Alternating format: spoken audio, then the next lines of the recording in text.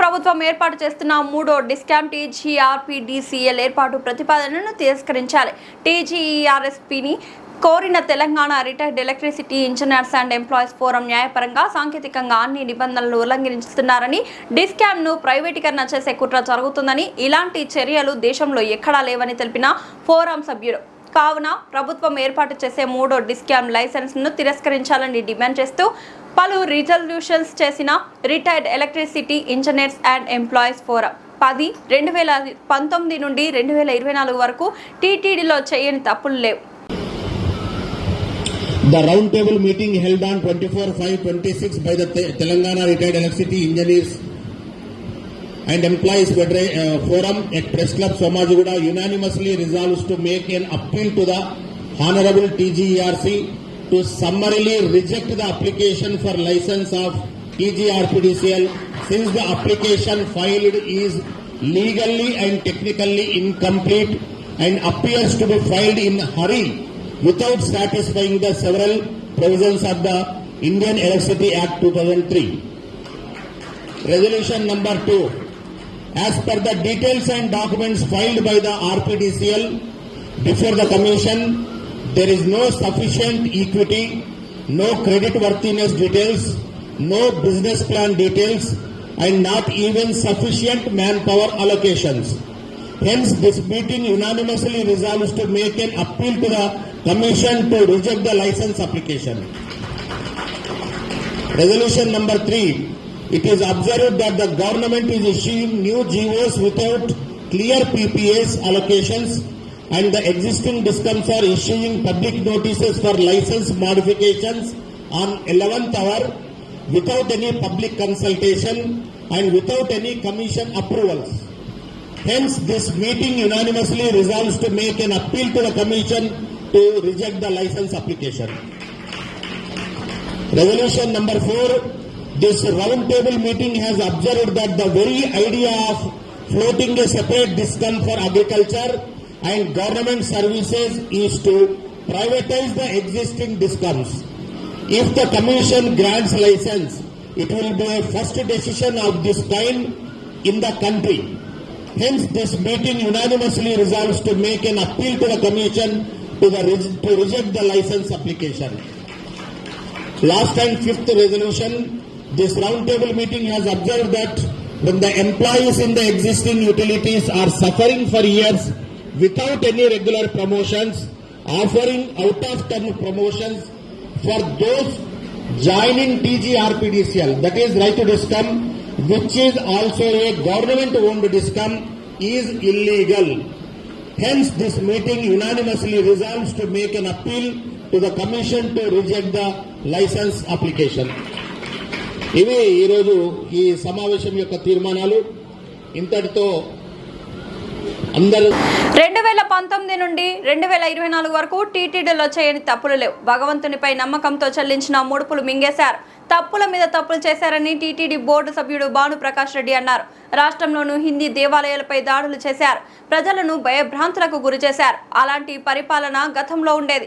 ప్రస్తుతం కూటమి ప్రభుత్వం ఎన్నో రకాల స్వేచ్ఛగా అందరికీ జీవించే హక్కు కల్పించింది. నిన్న తిరుపతిలో కొందరు స్వామీజీలు కరుణాకర్ రెడ్డి చేస్తున్న తప్పులను ప్రశ్నిస్తే వాళ్లపై ఎదురుదాడులు చేశారు.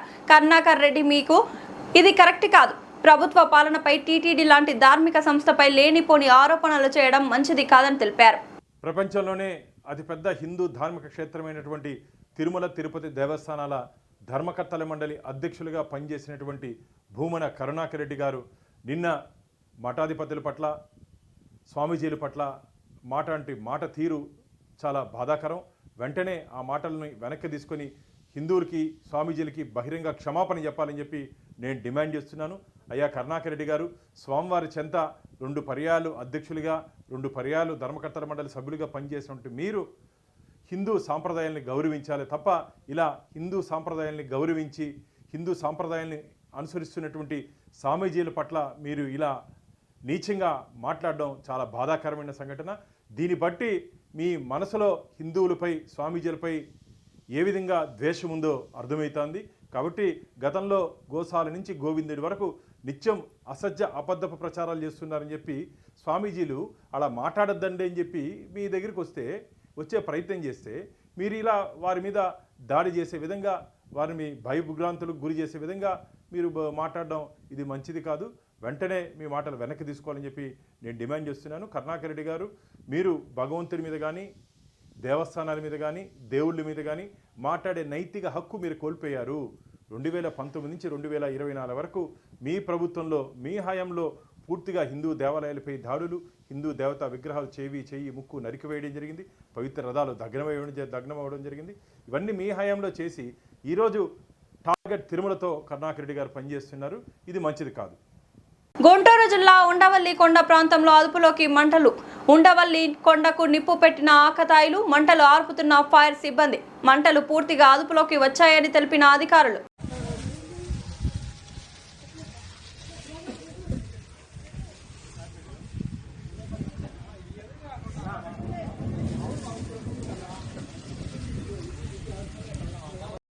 సిఐటియు రాష్ట్ర కార్యదర్శి పాలడుగు భాస్కర్ మాట్లాడుతూ మున్సిపల్ను జీహెచ్ఎంసీలో విలీనం చేసిన తర్వాత కార్మికులకు జీహెచ్ఎంసీ వసతులు మొత్తం వర్తింపజేయాలని ప్రభుత్వాన్ని డిమాండ్ చేశారు.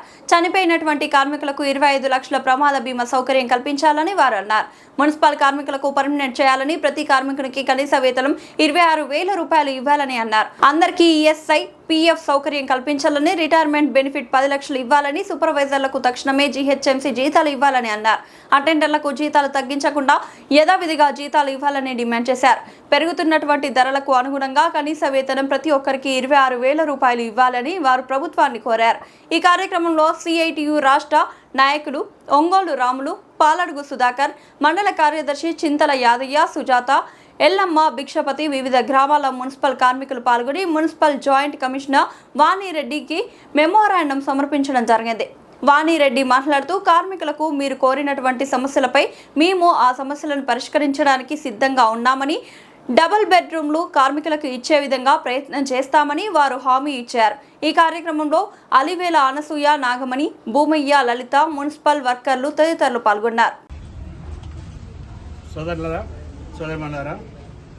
ఈరోజు Malkajgiri municipal corporation, greater Hyderabad municipal corporation, Saidabad municipal corporation, ఈ 3 మున్సిపల్ కార్పొరేషన్లు కొత్తగా విభజన జరిగినటువంటి మున్సిపాలిటీల్లో పనిచేస్తున్నటువంటి మున్సిపల్ కార్మికుల సమస్యల్ని డిప్యూటీ కమిషనర్ల ద్వారా రాష్ట్ర ప్రభుత్వం దృష్టికి తీసుకెళ్లాలని, ఆ తర్వాత మొత్తం మనం పనిచేసేటువంటి వాళ్ళందరూ కూడా హెడ్ ఆఫీసు, ఈ మల్కాజ్గిరి సంబంధించినటువంటి హెడ్ ఆఫీసు దగ్గర, కమిషన్ దగ్గర ధర్నా చేయాలని చెప్పి నిర్ణయం చేశాం.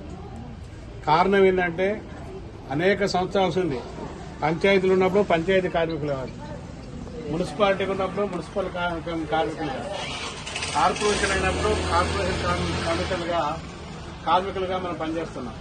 అంటే మున్సిపాలిటీ, గ్రామ పంచాయతీ మున్సిపాలిటీ మారుతుంది, మున్సిపాలిటీ కార్పొరేషన్ మారుతుంది, కార్పొరేషన్ గ్రేటర్లుగా మారుతున్నాయి.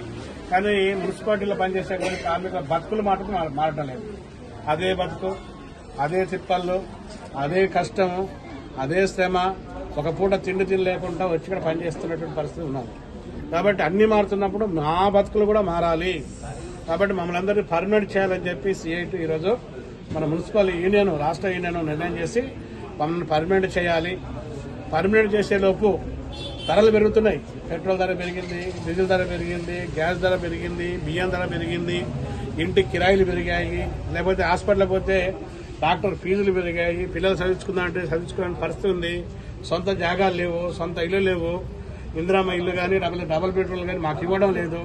కాబట్టి పర్మనెంట్ ముందు చేయాలి. పర్మనెంట్ అయ్యే లోపు మాకు కనీస వేతనం 26,000 రూపాయలు అయితేనే ఇప్పుడు పెరిగినటువంటి ధరలకు మేము తట్టుకోగలం. 26,000 రూపాయలు జీతం ఇవ్వాలని చెప్పి ఈరోజు అడుగుతున్నాం. ముఖ్యమంత్రి గారు జీతాలు 3 రోజుల ముందు జీతాలు ప్రకటించాడు. మనందరం అనుకున్న ఏంటంటే ఆ జీతం మనం పెరుగుతుంది అనుకున్నాం. ఆ పెరిగిన జీతం కూడా చాలా తక్కువ ఉంది. ఇప్పుడు మనం 17,000 రూపాయలు, మనం 17,700 రూపాయలు దగ్గర తీసుకుంటున్నాం. ఇప్పుడు ఆయన పెంచింది ఏంటంటే 16,000 రూపాయలు పెంచాడు. దాని ప్రకారం తగ్గుద్ది. కాబట్టి ఈ రోజు ఉన్నటువంటి దాంట్లో మున్సిపల్ కార్మికులకు కూడా సపరేట్ జీవో ఇవ్వాలి, జీతాలు పెంచాలి. పెంచే జీతం 26,000 రూపాయలు ఊకే వాళ్ళకి లేకపోతే ఆఫీసులో పనిచేసే వాళ్ళకి ఉండాలి. దాని మీద డ్రైవర్ల జీతం వేరే అలాగే ఉండాలి, లేకపోతే పంప్ ఆపరేటర్ల జీతం అలాగే ఉండాలి, లేకపోతే శానిటరీ జవాన్ల జీతం అలాగే ఉండాలి. అటెండర్ల జీతం లేకుండా దాని మీద కేటగిరీ వాళ్ళకి జీతం ఇవ్వాలని చెప్పి ఈరోజు మనం అడుగుతున్నాం. కాబట్టి జీతాల పెంపుదల కోసం ఉండాలి. శ్రీవారిని దర్శించుకున్న పలువురు ప్రముఖులు బీకే పార్థసారథి, హిందూపూర్ ఎంపీ కేంద్ర మంత్రి రామ్మోహన్ నాయుడు, తాడిపత్రి మాజీ ఎమ్మెల్యే కేతిరెడ్డి పెద్దారెడ్డి, హాస్య నటుడు ప్రదీప్.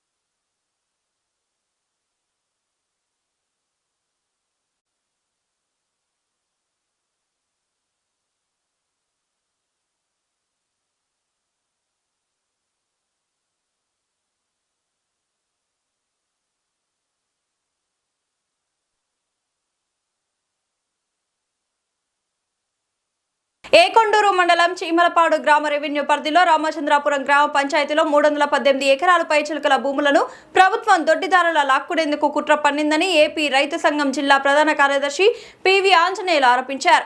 గత 3 నెలలుగా ఈ భూములను ఆన్లైన్లోనే తొలగిస్తూ సర్వే నెంబర్లు మార్పు చేస్తూ రైతులకు కూడా తెలియకుండా గందరగోళం పరుస్తూ quantum valley, MSME park, APIC ఇలాంటి బడా కంపెనీలకు భూములు కట్టబెట్టేందుకు గుట్టుచప్పుడు కాకుండా ఆదివారం సాయంత్రం టెంట్లు వేసి శంకుస్థాపనలు చేసేందుకు ప్రయత్నం చేయగా అర్ధరాత్రి నుంచి రైతులు అడ్డుకొని అక్కడికి వచ్చిన అధికారులను రైతులను తరిమారు. సోమవారం ఉదయం ఆగ్రహించిన రైతులు అధికారుల తీరుతో విసిగిపోయి భద్రాచలం జాతీయ రహదారిపై నిరసనకు దిగవలసిన పరిస్థితి వచ్చిందని ఆయన తెలిపారు. పంట పొలాలకు పార్కులు పెట్టి ప్రజల జీవితాలను చిన్నాభిన్నం చేసేందుకు కూటమి ప్రభుత్వం చూస్తోందని తెలిపారు. ఈ విషయంలో జిల్లా కలెక్టర్ జోక్యం చేసుకుని తక్షణమే సాగు చేసుకున్న రైతులకు పట్టాలు అందజేయాలని, పార్కుల పేరుతో కంపెనీల పేరుతో రైతుల భూములు లాక్కోవడం నిలిపివేయాలని, లేని పక్షంలో రైతులంతా ఆందోళన చేయవలసిన పరిస్థితి ప్రభుత్వం కల్పించినట్లు అవుతుందని ఆయన తెలిపారు. స్థానిక ఎమ్మెల్యే తీరు మార్చుకోవాలని, పేదల తరపున నిలబడాల్సిన ఎమ్మెల్యే పేద రైతుల భూముల్లో గుట్టుచప్పుడు కాకుండా ఈ రకంగా శంకుస్థాపన చేయడం సరైన తీరు కాదని ఎమ్మెల్యేకి సూచించారు. ఎంపీ ఇంత జరుగుతున్నా నోరు మెదపకుండా విజయవాడ నగరంలో కూర్చొని ఉండటం కాదు, స్థానిక ప్రజల వద్దకు వచ్చి భూ సమస్యలు తెలుసుకుని సమస్య పరిష్కరించాలని ఎంపీకి హితవు పలికారు. తక్షణమే భూ సమస్యపై స్పష్టమైన హామీని అధికారులు ఇవ్వకపోతే రేపటి నుంచి ఉద్యమం ఉధృతం చేస్తామని హెచ్చరించారు. ఈ కార్యక్రమంలో కౌలు రైతు సంఘం జిల్లా జట్టి వెంకటేశ్వరరావు, వ్యవసాయ కార్మిక సంఘం జిల్లా ఉపాధ్యక్షులు ఆనందరావు, సిఐటియు జిల్లా ఉపాధ్యక్షులు సిహెచ్ సుధాకర్, రైతు సంఘం జిల్లా ఉపాధ్యక్షులు ఏ అంబిరెడ్డి, భూముల కోల్పోతున్న రైతుల సమన్వయ కమిటీ కన్వీనర్ వేములకొండ సాంబశివరావు, మాదాసు శ్రీనివాసరావు, బండి వెంకటేశ్వర్లు, చిట్టిమాల చిన్న సత్యం, వేములకొండ నరేష్, బండి వెంకటేశ్వరరావు, శ్రీనివాసరావు, సురేష్, షేక్ శ్రీనివాసరావు, కొప్పెర నాగేశ్వరరావు, తుల్లూరు లక్ష్మయ్య, కృష్ణ తదితరులు పాల్గొన్నారు.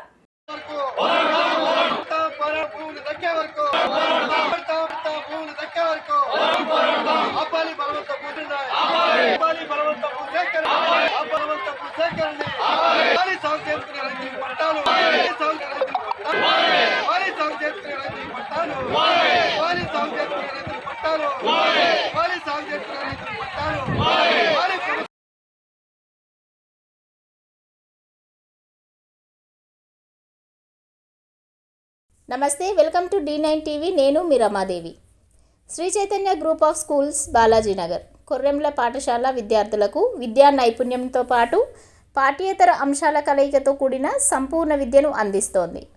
భాషా నైపుణ్యాలలో భాగంగా రాయడం, చదవడం, అవగాహన మరియు వ్యాకరణం, గణిత ప్రయోగశాల అంటే మ్యాథ్ ల్యాబ్ ఆధారంగా గణితాన్ని బోధించడం, సైన్స్ ప్రాజెక్టులు మరియు సైన్స్ పరికరాల ద్వారా విద్యాబోధన, స్పోకెన్ ఇంగ్లీష్ పైన ప్రత్యేక తరగతులు, కళలు మరియు క్రాఫ్ట్, డ్రాయింగ్, పెయింటింగ్ మరియు సృజనాత్మకత, శారీరక విద్య, క్రీడలు, ఆటలు మరియు ఫిట్నెస్, పాఠ్యేతర కార్యకలాపాలు అంటే extra curriculum activities, dance, robotics, communication skills, field trips, abacus, IIT olympiad, NCC, taekwondo మరియు యోగా.